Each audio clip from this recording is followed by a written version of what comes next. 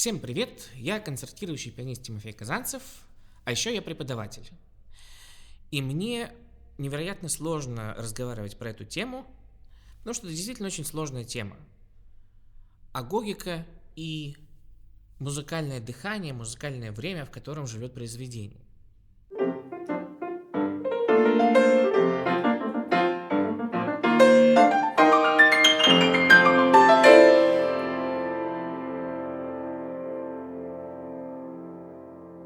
В этом году у меня несколько учеников взяли эту элегию Бабаджаняна, памяти Хачатуряна, и у многих я замечаю одни и те же паттерны агогики, которые мне кажутся неестественными. И в то же время мне достаточно сложно, с одной стороны, объяснить им, почему они кажутся неестественными, а с другой стороны, научить действительно более-менее естественно дышать внутри музыки. Дело в том, что агогика и вообще музыкальное время — это такой навык, который вырабатывается в основном сам по себе, и он вырабатывается на все более и более усложняющейся программе, то есть на все более и более усложняющемся понимании музыки, я бы так сказал. Очень легко начать какие-то агогические изменения, не знаю, в очень простых вещах.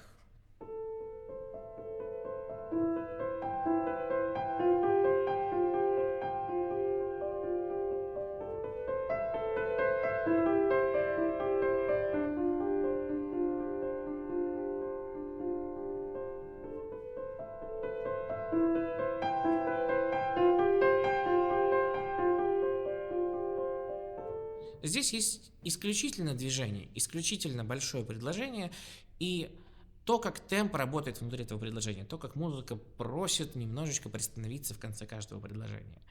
Это одно дело. Другое дело, когда у нас уже есть сложная фактура, в которой некоторые части диктуют некоторую агогику.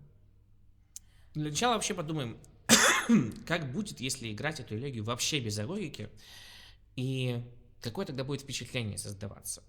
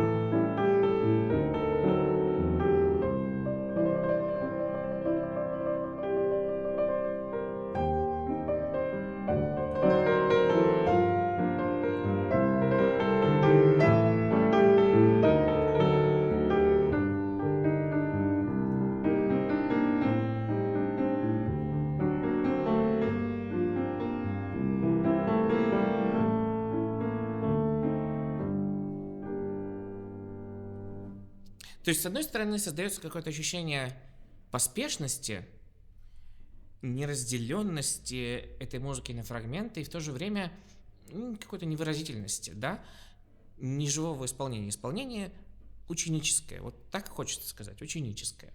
И почти все так или иначе дышат во время исполнения, что-то меняют. Единственное, что у начинающих пианистов, особенно у тех, кто как-то не развивал в себе вот это чувство музыкального дыхания, музыкального движения, обычно это связано с техническими сложностями.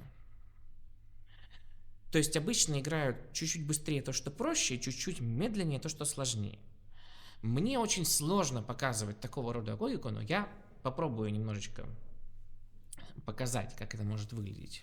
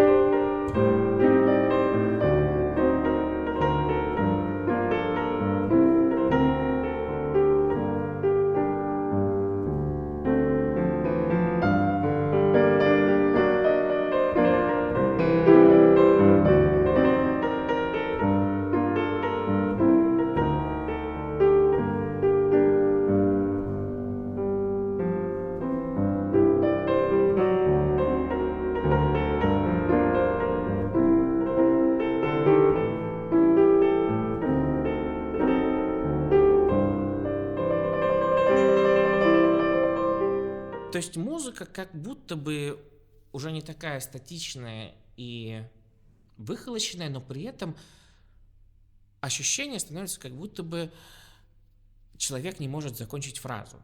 И с фразой как раз связаны основные вещи, которые происходят в логике. И для того, чтобы выработать вот это вот дыхание музыкальное, я бы начинал с левой руки. Левая рука все-таки так или иначе организует темп и ритм, и по левой руке уже понятно, где можно себе позволить какие-то вольности, а где нельзя. Раз, два, три. Раз, два.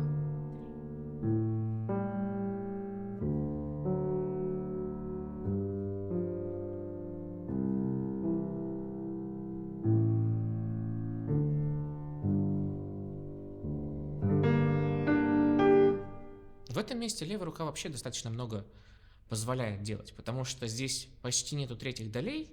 Третья доля обычно связывает два такта вместе, поэтому мы можем на границах тактов позволить себе много разной интересной логики. И даже между первой и второй долей, это может быть попозже, может быть чуть быстрее, от этого не будет какого-то неприятного ощущения. Будет, наоборот, разнообразие какое-то музыкальное.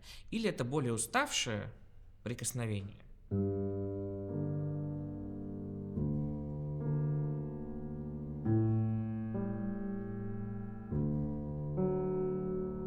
Такая тяжелая вторая доля. Или это все-таки более танцевальная музыка.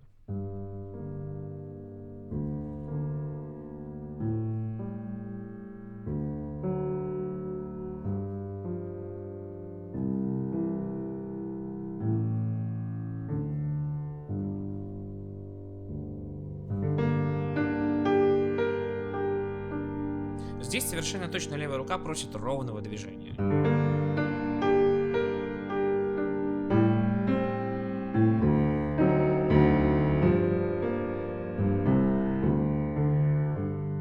И вдруг, посмотрите, все начало гораздо более организовываться в ритме, потому что у нас появилась третья доля. Более того, иногда даже вот такой затакт с восьмушкой.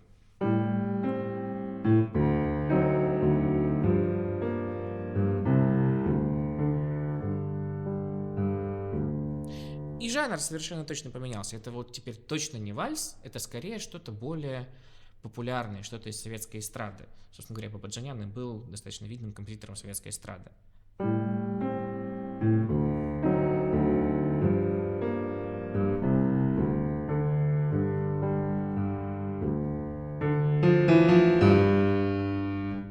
Этот маленький мотив совершенно точно просит склеить себя со следующей фразой. Это подготовка следующего предложения. Поэтому на самом деле мы можем себе позволить перед ним немножко остановиться, показать конец, а потом уже пойти к следующему предложению. Ну попробую-ка я сейчас сыграть все и опираться только на логику левой руки.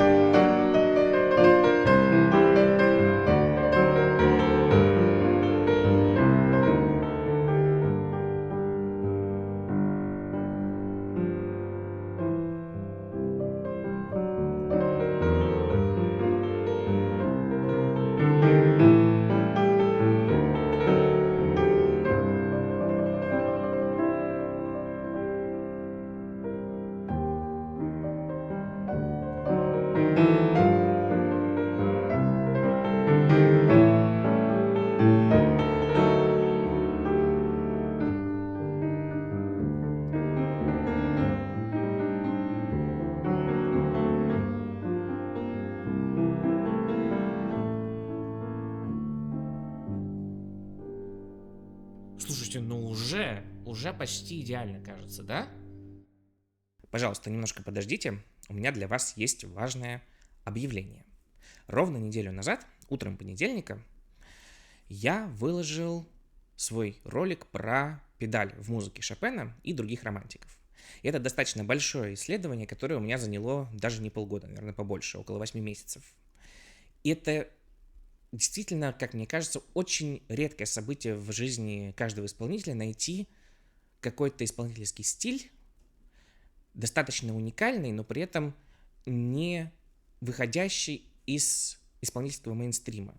Сейчас достаточно популярно исторически информированно исполнять музыку эпохи барокко или классики, но пока достаточно мало людей занимаются этим в романтизме. Для меня это жутко интересно. Кроме того, я уже получил положительные комментарии от коллег, от музыкантов. Мне бы хотелось поделиться этим как можно с большим количеством людей и начать какое-то большое обсуждение, в том числе и с зарубежными коллегами.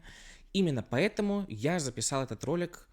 Я записал его по-русски, но я выложил его с английским дубляжом. У меня пока нет возможности прикладывать несколько аудиодорожек к одному ролику на YouTube. Поэтому он вышел с английским дубляжом, но с русскими субтитрами. Мои немецкие студенты как-то умудряются смотреть мой канал по-русски с немецкими субтитрами. Попробуйте и вы, потому что действительно это не просто какие-то инструкции, это совершенно новый взгляд на очень популярную музыку.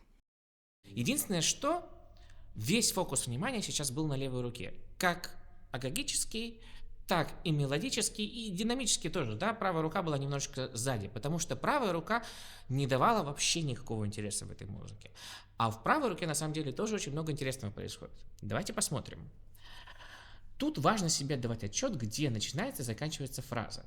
Как фраза связана. Вот здесь вот совершенно точно есть вот эта маленькая фраза. И потом можно себе придумывать по-разному. Можно считать, что здесь фраза заканчивается и начинается новая. Потом опять начинается новая.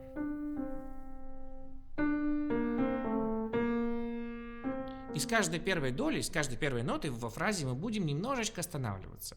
Давайте я попробую вступление так сыграть и послушаем, что из этого получится.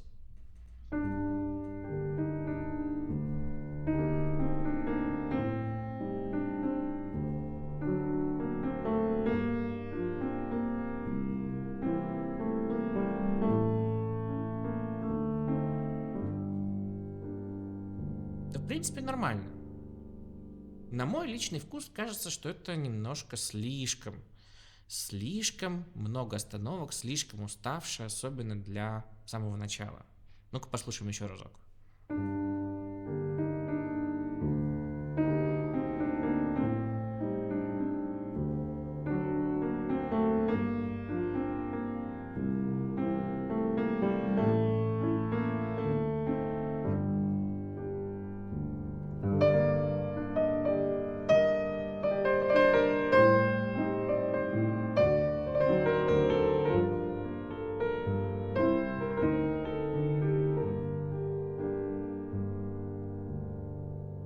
Какой-то шарм в этом, конечно, есть. Очень меланхоличный, длинный. Но, на мой вкус, все-таки музыку лучше объединять немножко большими структурами. И я бы задумался о том, как бы объединить. Либо можно было бы объединить вот эти две фразы. Потом новую фразу начать. Ну-ка, давайте так попробуем.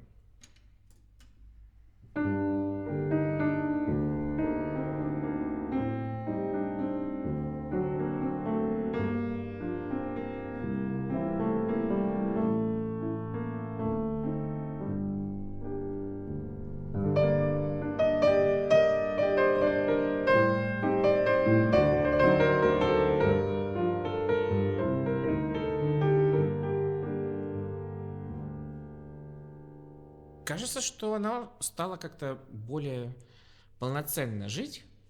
Но, честно говоря, на мой слух это все еще кажется, ну, немножко не мое просто. Это может быть так, но мне кажется все-таки, что вот это скорее за такт к этой фразе. Та-та-та-та-та-ра-там.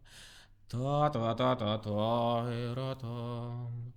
Та-та-та-та-та-ра-та-та-там. А вот это уже явно длинная фраза, которая будет продолжена почти до самого, не почти, а до самого конца. Что если так?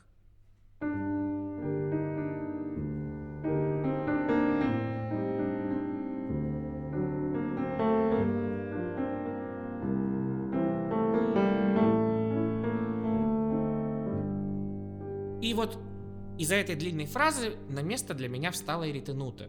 Фраза длиннее, агогика чуть более спокойная, и мы больше показываем то, что эта фраза удлиняется и заканчивается ниже, чем все остальное. Что же дальше?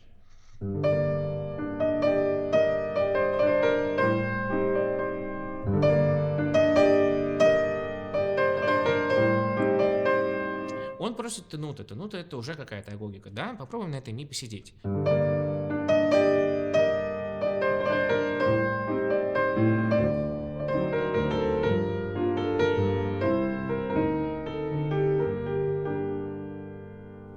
Мне так нравится. А что я еще сделал?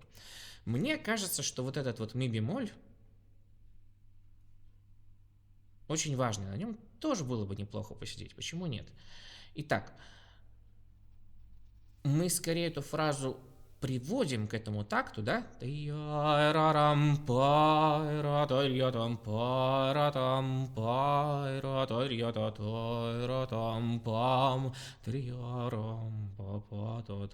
это как небольшое такое дополнение получается. Попробую-ка еще раз это показать.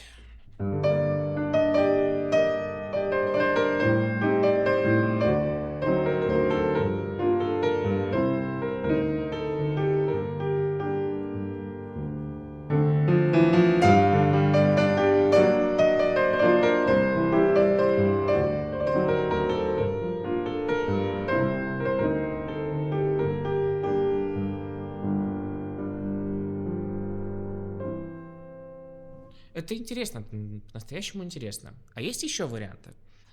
Я думаю, что тут можно еще варианты найти. Давайте попробуем отталкиваться все-таки не от этого тенута. Один раз мы его покажем. Тайрарам, пайратадрятам, парарам, пайратадрятатайрарам. Да, и будем пробовать приходить сюда, как в середине фразы. Как будто бы вот это у нас длинная фраза. Та-я-та-та-та-та-рам, пам, та-ра-рам, па-па-па-пам.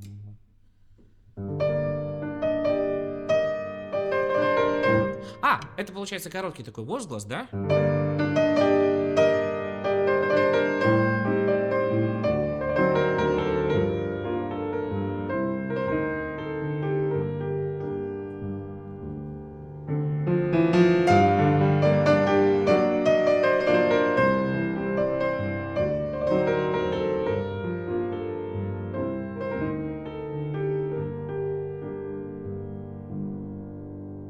То есть, в принципе, можно было бы приходить и к третьему такту, к третьему, к пятому, и тут небольшую эту зацепочку делать.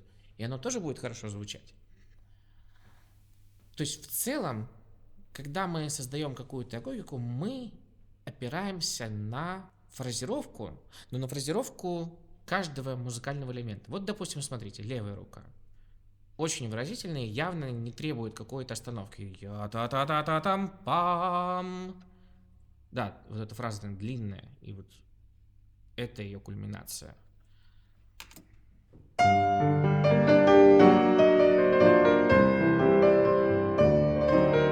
Потом будет организация в басу.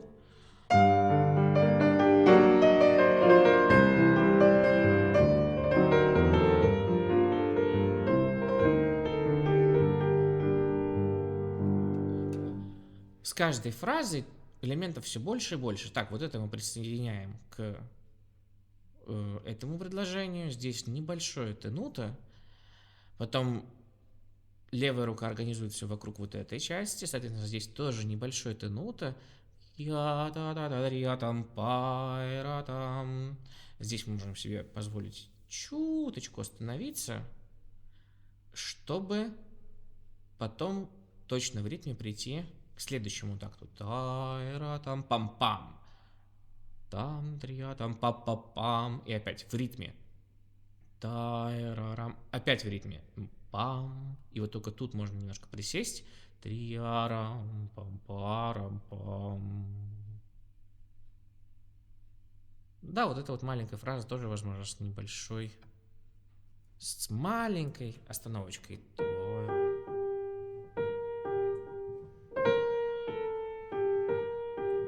Что-то в этом роде.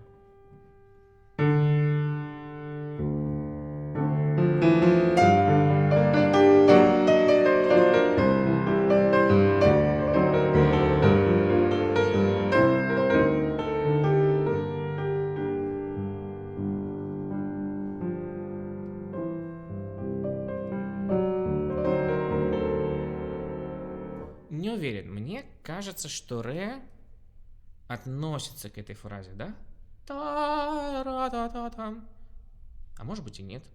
Та-ра-там-пам, та-ра-та-та-ра-там-пам, три-ярам-парам-парам, та-ра-рам-пам, та-ра-ярам-парам, там, три-ярам-парам-парам, тарам-три-ярам-пам.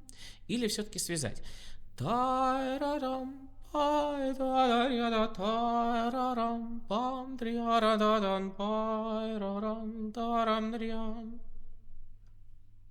моя логика музыкальная здесь такая. Это было вступление, потом отсюда пошла первая тема, главная тема. Потом она повторилась, это второе предложение.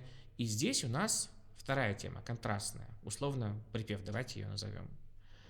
И припев может и должен как-то контрастировать с куплетом. И мне кажется здесь логичным немножко агогику поменять. От объединения к разделению.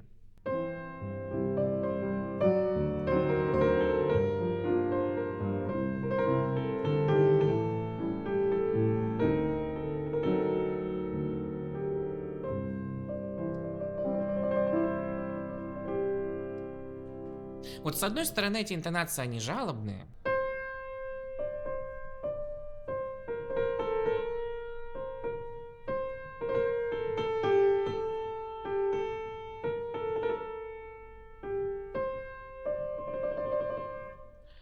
А с другой стороны, в этом припеве есть какая-то еще и строгость.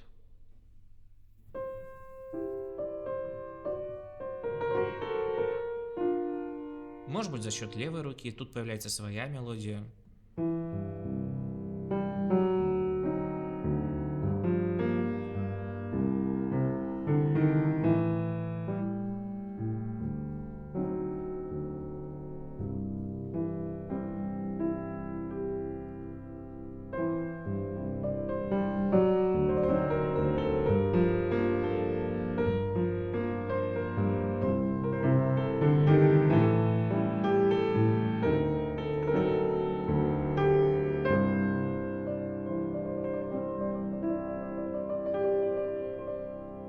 Как-то тиховато, да, сыграл все-таки меццо-форте? Мне кажется, нужно еще немножко вкус этот почувствовать.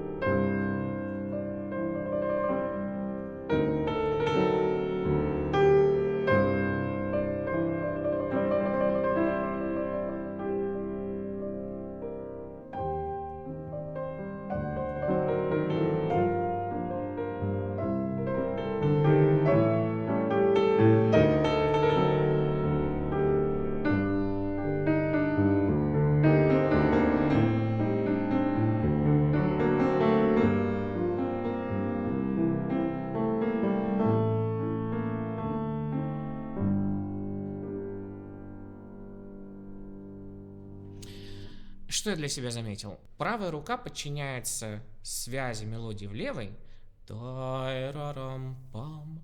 А вот потом ей есть время для того, чтобы что-то свое показать. Та-ра-три-я-та-там. Потом левая рука опять перехватывает инициативу. Там-пам-та-там, там-три-я. Потом они вместе вступают, они вместе немножечко ждут, и от этого здесь вот эти маленькие лиги. А здесь начинается еще отдельный голос.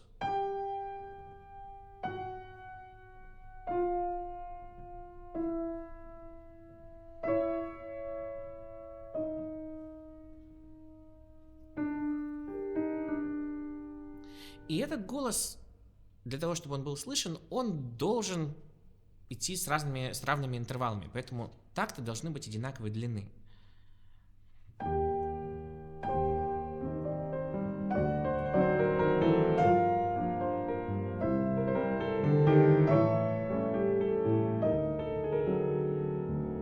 И только в конце немножечко можно приостановиться, но эта остановка будет вместе с крещендо.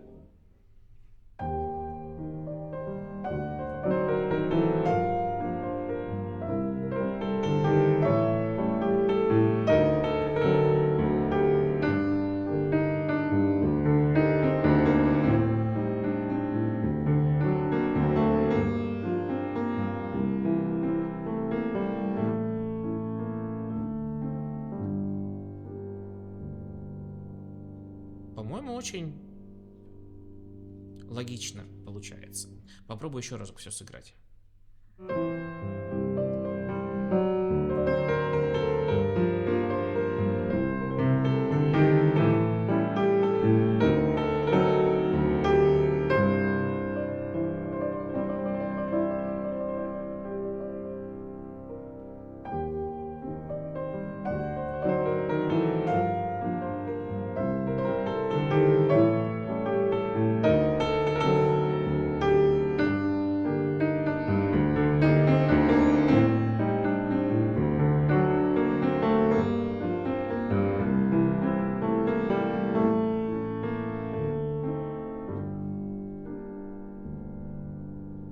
Смотрите, в любой момент, когда левая рука мне позволяла, я давал мелодии показать себя, я давал мелодии немножечко постонать.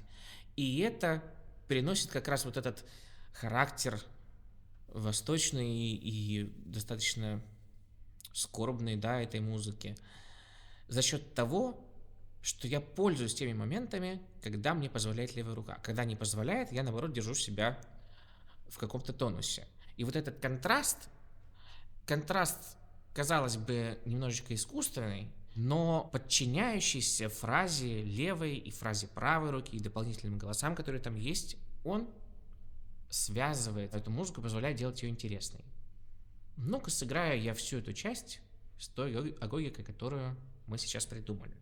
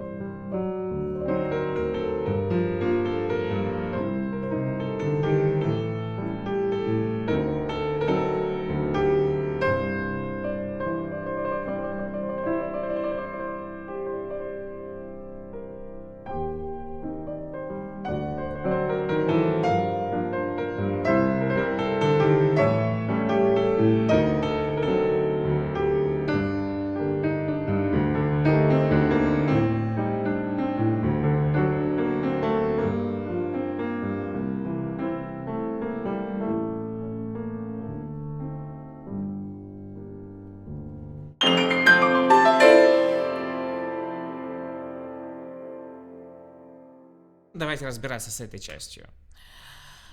Начало полная копия главной темы, да? Тайрарам, пайра, там можно и тут это тянуто тоже сделать. Там, тарам, триярам. А вот здесь он предлагает маленькие фразы. Можно их показать или нет?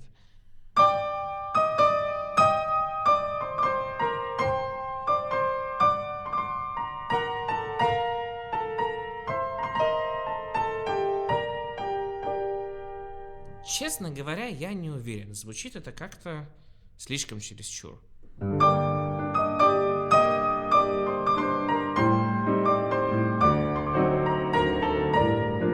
Я бы скорее показывал это динамикой.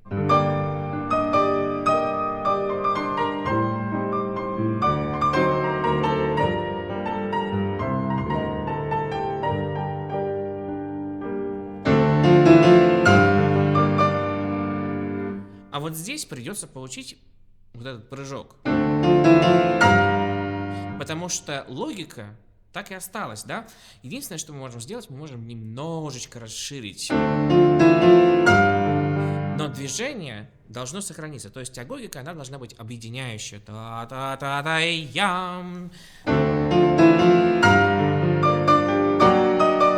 И то же самое, что было во второй фразе.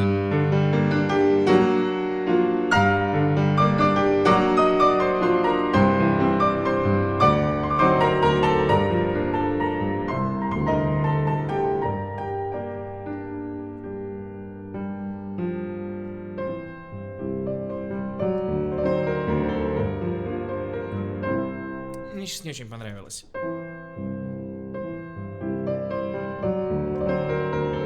Как будто бы левая рука сильно просит организации.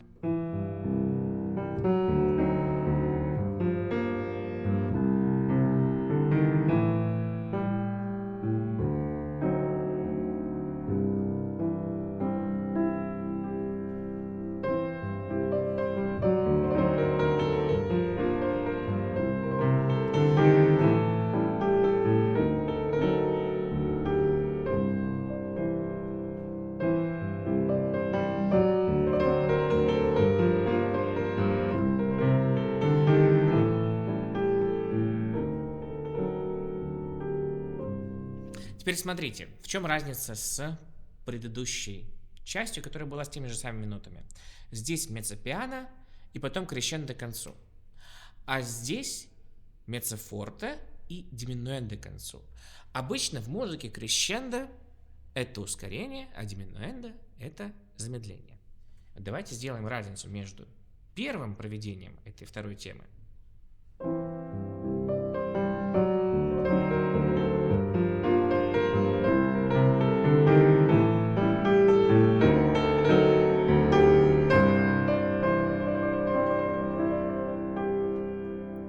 и вторым.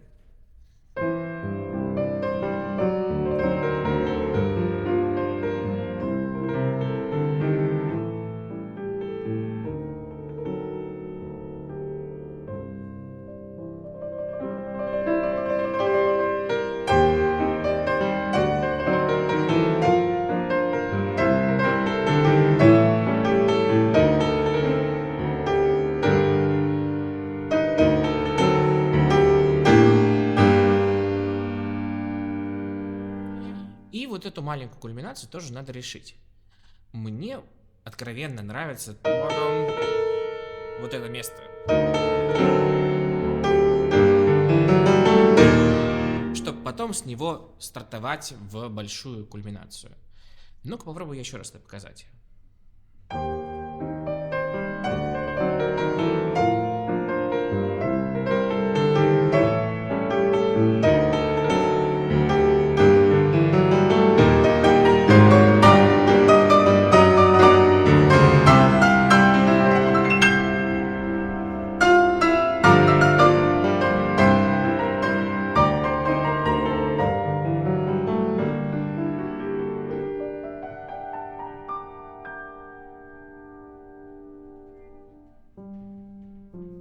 Вообще в таких местах, наверное, нужно чуть-чуть больше времени. Вот это время для того, чтобы музыка немножко расширилась. Тайрам, пайрарам. Хотя, конечно, есть соблазн на крещендо еще немножко подогнать. В общем, это на самом деле дело вкуса, исполнительского стиля, но мне кажется, что сейчас я переборщил, заметно переборщил с темпом.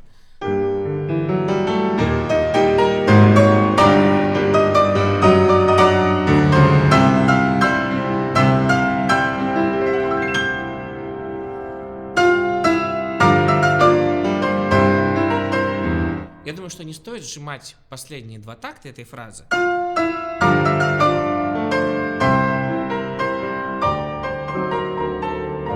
Потому что она успокаивается. Когда что-то успокаивается, оно не будет ускоряться, да?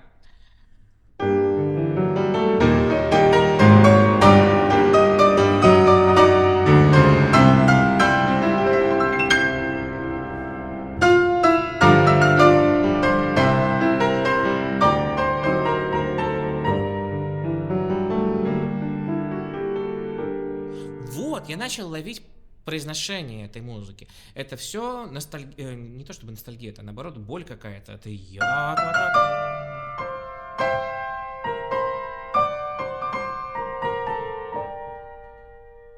такого плана должна быть агогика. Пробуем.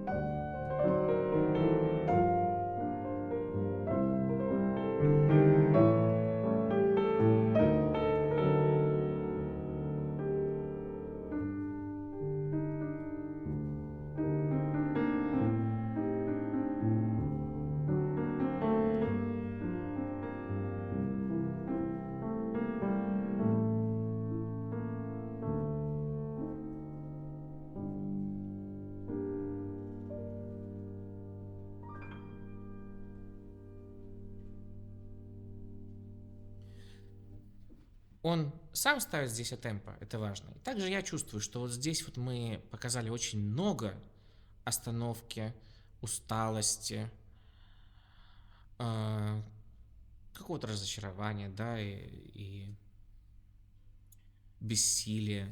И потом это уже некое послесловие, которое должно дать нам немножко отстраниться от ситуации и посмотреть на нашего героя не его глазами, а со стороны.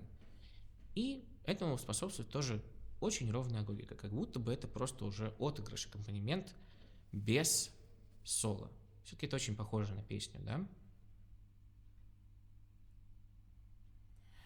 Не знаю, насколько у меня сейчас получится полностью сыграть эту пьесу. Я не то чтобы ей занимался, только в классе с ребятами.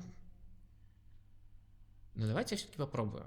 Попробуем последить, как музыка дышит в этой фразировке, как это связано со смыслом.